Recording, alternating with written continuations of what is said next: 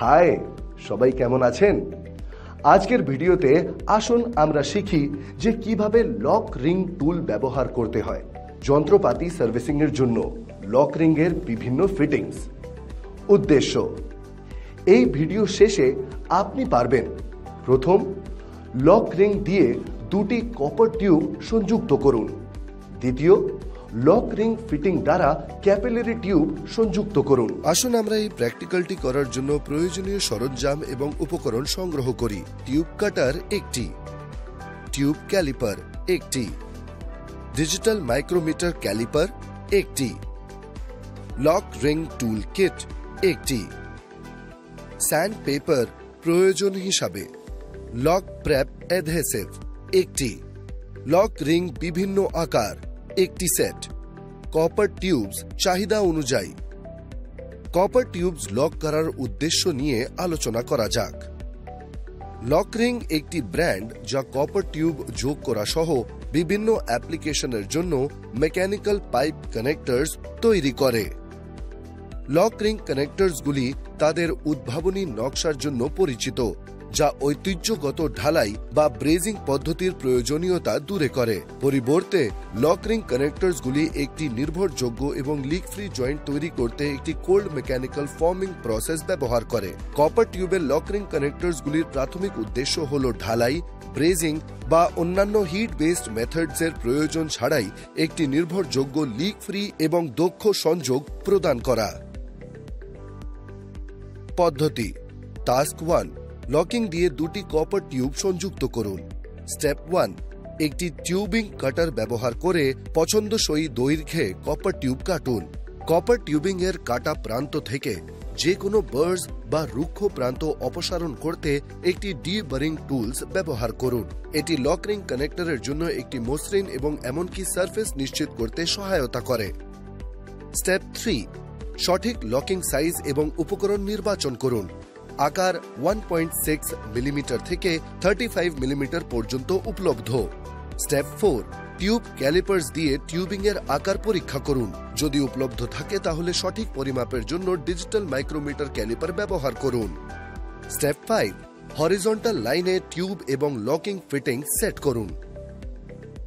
Step 6, lock ring hand টুল ব্যবহার করুন। জয়েন্টের ওপর ফিটিং কম্প্রেস করুন। স্টেপ 7, টিউবের বাইরের জায়গায় সিলেন্ট লক প্রেপ আঠালো প্রয়োগ করুন এবং টিউবগুলি ঘোরান। স্টেপ 8, এখন লক রিং টাইট বন্ধ না হওয়া পর্যন্ত সম্পূর্ণভাবে কম্প্রেস করুন। স্টেপ 9, লক রিং ফিটিং সম্পূর্ণ করার পর একটি শুকনো কাপড় দিয়ে লক রিং এবং জয়েন্টগুলি পরিষ্কার করুন। দুটি টিউব সংযোগ করলে অন্য লক রিং কানেক্টর ব্যবহার করে কপার টিউবিং এর জন্য প্রান্তের জন্য প্রক্রিয়াটি রিপিট করুন। স্টেপ 10, লক রিং কানেক্টরসগুলি পরীক্ষা করে দেখুন যে সেগুলো সঠিকভাবে বসেছে এবং টিউবিং নিরাপদে সংযুক্ত রয়েছে। লক রিং কানেক্টর একটি নির্ভরযোগ্য এবং লিক ফ্রি জয়েন্ট প্রদান করার জন্য ডিজাইন করা হয়েছে। টাস্ক 2, লক রিং ফিটিং দ্বারা ক্যাপিলারি টিউব সংযুক্ত করুন। স্টেপ 1, প্রয়োজনের টিউব কাটার টিউবিং আলাদা করতে ব্যবহার করুন।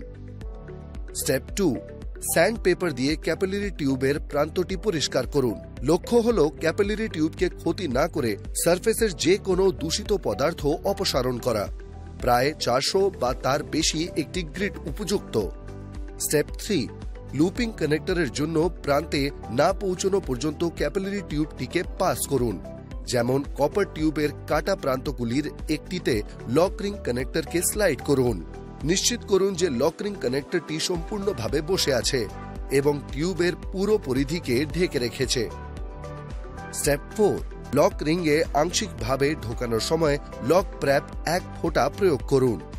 লক প্রেপ জয়েন্টের জন্য কিছু স্তরের কোরোশন প্রোটেকশন প্রদান করতে পারে। অ্যাডহেসিভ একটি বাধা তৈরি করতে পারে যা টিউব এবং লক রিং ফিটিং এর মধ্যে কোরোশন ডেভেলপমেন্ট রোধ করতে সহায়তা করে। স্টেপ 5, টিউবিং এর চারপাশে সিলেন্টটি সমানভাবে ছড়িয়ে দিতে ফিটিংটি 360 ডিগ্রি ঘোরান।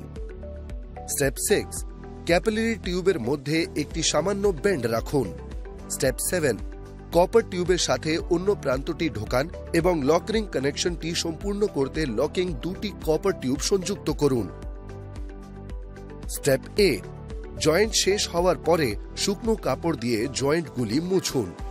রিক্যাপ, এই ভিডিওতে আমরা আলোচনা করেছি যে কিভাবে প্রথম একটি লক রিং দিয়ে দুটি কপার টিউব সংযুক্ত করুন, দ্বিতীয় একটি লক রিং ফিটিং দ্বারা ক্যাপিলারি টিউব সংযুক্ত করুন